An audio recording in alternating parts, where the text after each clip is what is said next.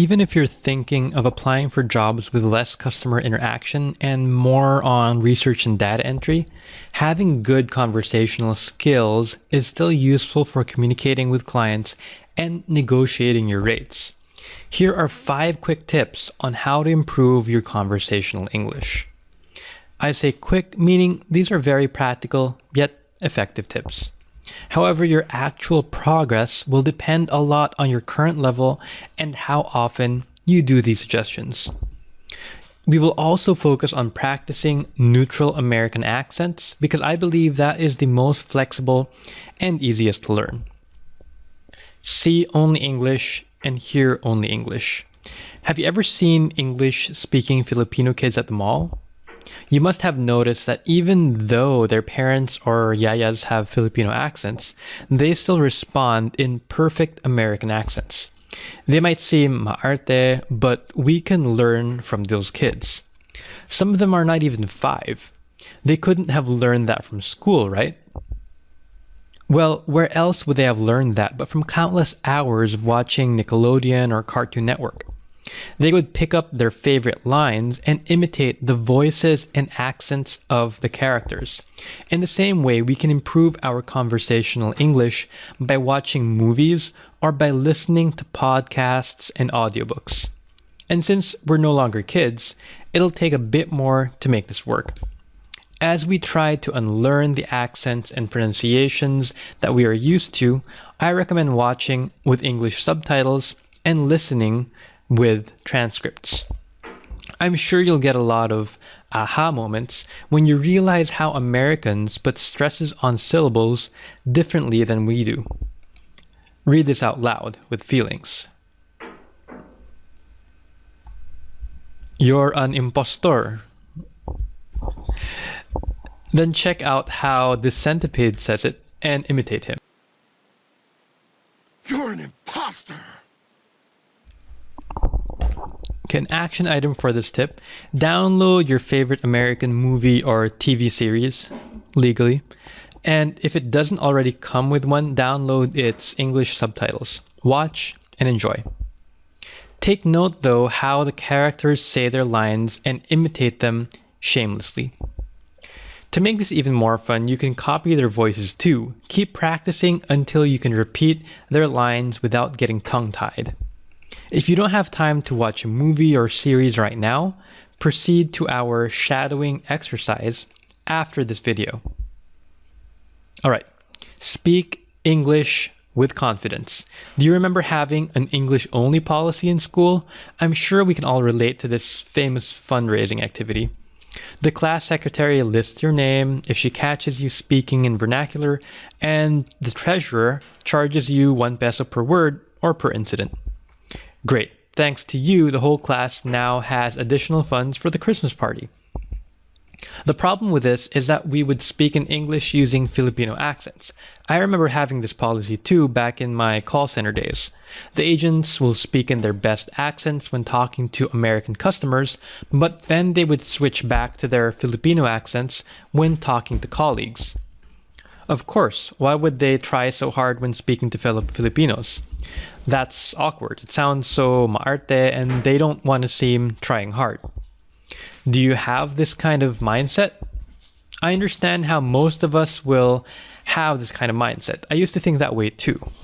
But if you truly want to improve your conversational English, you'll have to speak it properly. You'll have to take this seriously and let go of your stereotypes on the Englisheras because you're going to be one soon. And it's going to help you earn more online. Now, that doesn't sound too bad. All right, some action items. First of all, find a buddy that you can practice speaking English with. And I mean speak with the proper accent shamelessly, no holding back. In the beginning, you'll have to exaggerate your accent. Go ahead. You'll learn how to tone it down as you progress. You can discuss about the shows you're watching or the audios that you're listening to in the previous action item. All right, number 2. If you'll have to use English words that are accepted in Filipino, pronounce them in English just to get your tongue and mind. For example, mag-focus ka muna sa pag-aaral. Huwag ka muna mag-boyfriend. Instead of saying focus, you can say focus. Mag-focus ka muna sa pag-aaral. It sounds a bit weird, but it's good for us to practice the proper pronunciation. Huwag ka munang mag-boyfriend. Okay, that's a bit funny, but once again, it's important for us to practice proper English pronunciation.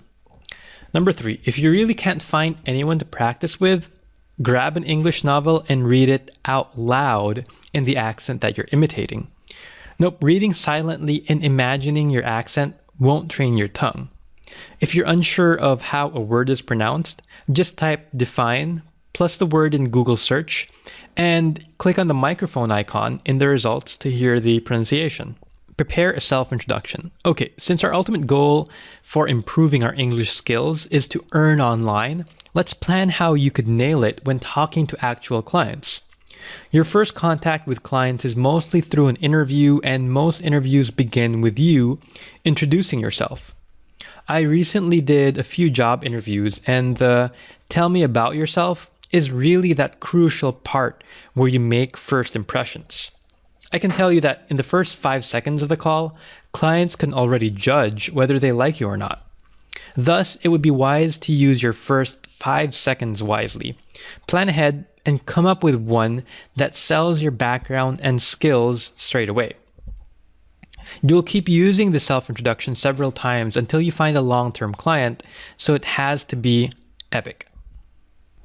All right, the action item for this tip.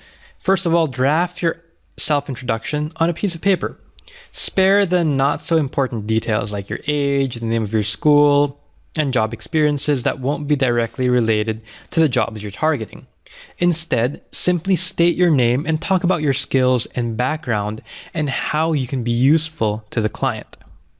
Recite this out loud at least 5 times a day until it gets drilled into your system, into your mind. Memorize if you must. This will minimize the ums and ensure that you won't stutter, at least during the first part. This will also help you sound confident and well prepared, especially when you suddenly get scheduled for an interview. All right, the next tip is to anticipate your client conversations and practice your answers. Really, guys, the main source of our hesitations, worries, and lack of confidence is not knowing what to expect. So we counterattack this by knowing what to expect. Pretty simple. Nervous about an interview? Google the common interview questions and practice your answers. Afraid of casual talks? Expect the usual icebreaker topics and prepare your answers. You don't like talking to clients? Research about them. The more you know about them, the more it becomes easier to relate with them. If your client is into current events, fashion, computers, and so on, read about them. You don't have to pretend to be interested in those things too, but at least have an opinion. I know it's tough. Trust me. I used to be a call center agent who hated taking calls. But we have to constantly remind ourselves that our clients pay us. It's easy to forget this sometimes. And building a good relationship with our clients involves a lot of communication. Whether business related or not, you have to show that you value them by being likable in conversations. Okay, the action item is to practice your responses to these usual questions or statements. Why should I hire you?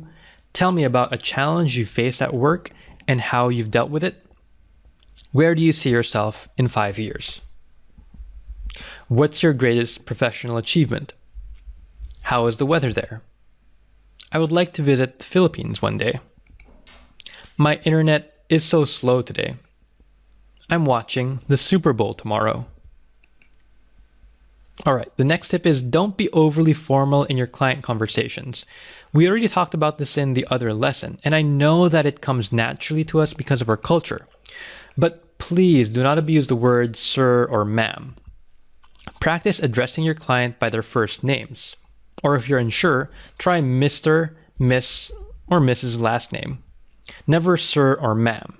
Keep your entire conversation light and casual while still being polite and professional. All right, the next tip is plan your delaying tactics. Let's face it, we will all get the days wherein we wouldn't know what to say or we simply couldn't grasp what the client is saying. This is perfectly normal, don't worry. But let's just prepare and get familiar with appropriate responses when this happens. Here are better ways of saying, I don't know. I'll look into it, or I'll get back to you on that. I'm not sure, but I'll find out and let you know. I'll give you an update. If you don't understand the instruction you have just been given, you can say, let me make sure I understood what you just said, and paraphrase what they told you. If your system is slow, you can say, give me a moment while. Good responses for sad statements are things like, I'm sorry to hear about that. That's sad. I hope you're getting through this okay. Other ways to say thank you. That's very kind of you. You shouldn't have. I really appreciate it. Other ways to say you're welcome. My pleasure. Not a problem. I'm happy to help. Anytime. Responses to how are you? I'm doing good. Great. How about you? I'm fine. Thanks for asking. If you make mistakes, shake it off and carry on. Everyone makes grammar mistakes. Native speakers make them, and you will too. But no matter what happens, do not let it stop you from having a great conversation with anyone. Do not even stop in the middle of your interview answer and try to fix it. That will make you dwell on it and you might start stuttering. Instead, just acknowledge that you made a mistake, make a mental note that you will avoid it next time, and carry on as if nothing happened. Accept that it's normal and remain confident. Trust me, your client will not notice or will not mind at all. Now, it's time to take action. Do the above steps. No excuses. It is always easy to dream and want something, but the challenge is actually taking action. And I'm telling you, 80% of the students will make excuses and not do anything. 15% will follow the steps, but will just give up on themselves after a week or two. And only around 5% will keep doing this and turn it into a habit. Just like any other skill, the key to seeing great results is constant practice. I know you must be tired of hearing this all the time, but seriously, there is no other way. If you can allocate at least 1 hour a day to practice all the action items, then you will definitely see progress.